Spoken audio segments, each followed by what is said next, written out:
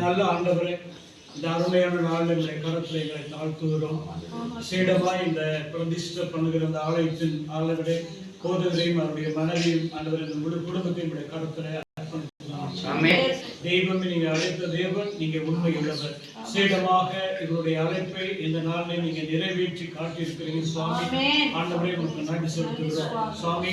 இன்னும் அதிகமாய் ஆண்டவரே இந்த இடத்துல பிரயாசப்பட்டு அதிகமான ஆத்மாக்களை ஆண்டவரை அழைத்து வந்து உங்களுடைய ராஜ்யத்துக்களை கொண்டு வந்து நிறுத்துறதுக்கு இந்த தேவ ஊழியக்காரர்களையும் அந்த குடும்பத்தையும் ஆலோசனை சொல்லியிருக்கிறோம். இவரோடு கூட சேர்ந்து இந்த இடத்துல ஆண்டவரை ஆராதிக்கிற இவருடைய ஆவிக்குரிய பிள்ளைகளுக்காக நாங்கள் செபிக்கிறோம். ஒவ்வொரு விசுவாசிகளையும் அவருடைய குடும்பங்களையும் அவருடைய பிள்ளைகளையும் இந்த பிரதேசத்தில் இருக்கிற எல்லாரையும் கூட கரத்துல ஒப்பு கொடுத்து அர்ப்பணித்து நாங்கள் செபிக்கிறோம்.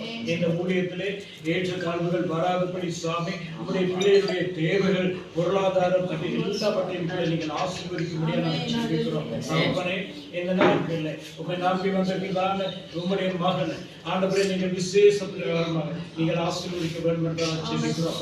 ஆண்டவரே உங்களுடைய ஊழியம் கஷ்டமான ஒரு ஊழியம் தான். ஆனாலும் உங்களுடைய சமூகத்திலே காத்திருந்து செபிக்கும் பொழுது உங்களுடைய இணைந்து செபிக்கும் பொழுது உங்களுடைய மகிமையினாலே மூடி நீங்கள் மறைத்துக் கொள்ளும் பொழுது எல்லா காரியத்தையும் ஆண்டவரை பரலோகத்திலிருந்து நீங்க பார்த்து இந்த குடும்பத்தையும் இந்த இடத்தையும் இந்த ஸ்தானத்திலே மக்களையும் நீங்கள் ஆசீர்வதிப்பதற்காக சேலமாக கிழக்கு மாகாணத்தின் மூலமாய் எங்களுடைய 5-6 மூலமாய் இந்த ஊழியத்தை கட்ட ஆண்டவரே இந்த சபையை கட்ட நீங்க உதவி செய்வீங்க. அதே போல நாங்க எல்லாரும் ஒன்று சேர்ந்து இந்த சபைக்காக நாங்கள் உண்மை சோதரிக்கிறோம், துதிக்கிறோம், கணத்தையும் மகிமையும் தருகிறோம். ஊழியம் பெருகும்படியாக ஆண்டவரே மகிமையினாலே நிரப்பி வழிநடத்தும்படியாக பிதா குமாரன் பரிசுத்த ஆவியினுடைய நாமத்தினாலே ஒப்பு கொடுத்து இயேசுவின் நாமத்தில் நாங்கள் செபிக்கிறோம்.